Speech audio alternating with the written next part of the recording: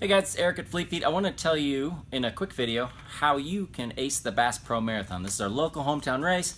Everybody wants to do well. It is in a good time of the year. The weather is great. The extended forecast looks like it's going to be 49 for the low, 64 for the high. That means most of the race is going to be somewhere in the middle there. That's good temps for racing marathons. But as maybe you know, if you're training for this marathon or have done one before, people hit the wall, often 18 or mile 20.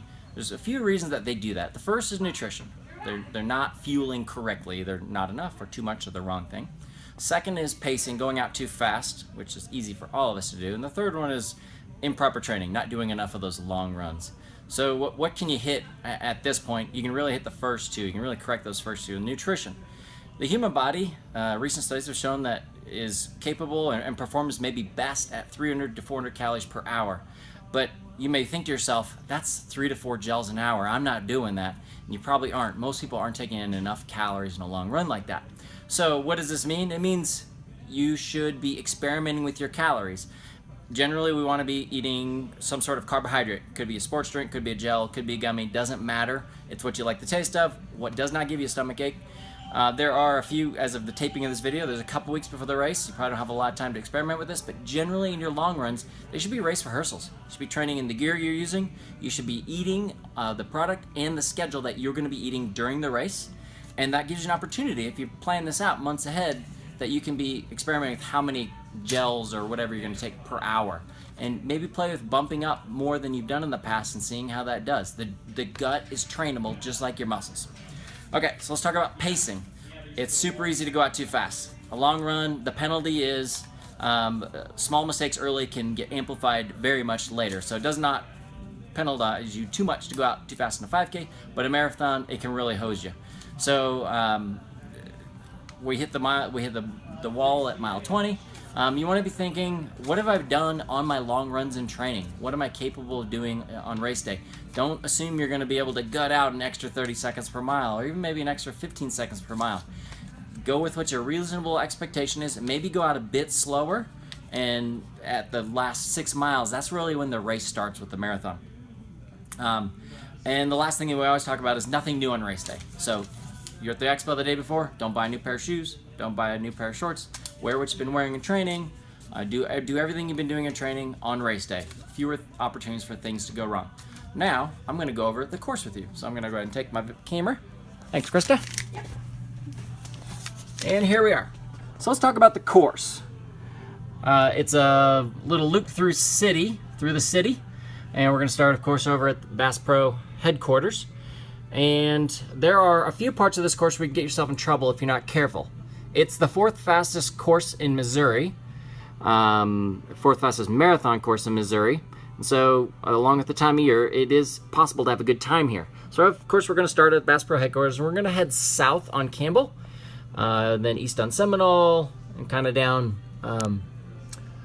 get onto the Greenway Trail and head east. Those first 4 miles are mostly it's a net downhill, and so it's easy to go out too fast. So you just want to be careful. There's a lot of energy at the marathon race start, and you're going potentially with the wind as we're heading east, and oftentimes the wind's coming from the west. So it's just easy to go out a little too fast. But miles 4 through 7, and we're looking about here, coming up through Southern Hills, you can get yourself in trouble here. This is a gradual climb for those 3 miles. It's a net climb and it's rolling. And so this was my first race several years back, my first marathon, and this is exactly where I ruined my race. You want to be holding back. This is where you do not pay attention to your pace. This is where you pay attention to your effort. Keep your effort consistent to what it was before. So if your pace drops down 30 seconds per mile or minutes per mile in terms of getting slower, that's okay. All right, so if we head on, we're going to head north on Cedarbrook and head up and cross Sunshine. So we're pretty safe here. Right here, Cedarbrook, this little stretch, this is a net uphill too. I'm just going to talk about the climbs on this race. This is a gradual climb, so you're going to expect to go a little slower there. Cross Sunshine, and for most of the rest of the race, it's flat to rolling, mostly neighborhoods. There are a few turns in this course, but it's not so turny that it slows you down that much. When you get up to the square, and here up top, about mile 18, 19, you got a little climb from 18 to 19, if memory serves. Going through there, you probably recognize some of those streets. You're gonna go through the square, and then you're gonna head south on Jefferson, and then come back down and head. You're actually gonna go south of Bass Pro, and get on the South Creek Greenway here.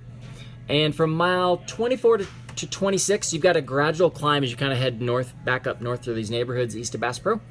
This is where, if you've saved your energy early on, you can pass a lot of people. This is exactly where I got passed by a lot of people in my race. So save it early on, and you'll have it'll pay off double time later on.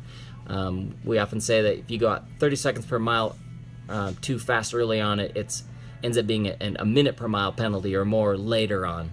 I've done several marathons and have yet to do one without having to walk in the last 6 miles, and let's not have that be you unless that's part of your plan. The finish line is heading east on Sunshine, down to Bass Pro, finishing there at the new museum. It's a downhill finish, so you're going to look great and feel great at least that last little point too. But that's it. Again, it's that mile 4 through 7 in Southern Hills in the southeast corner of the map that's the most dangerous early on in the race, when you feel really good and it doesn't really hurt to push yourself there. So be careful, and this is a great race, and we're looking forward to seeing you out there, and have fun, guys.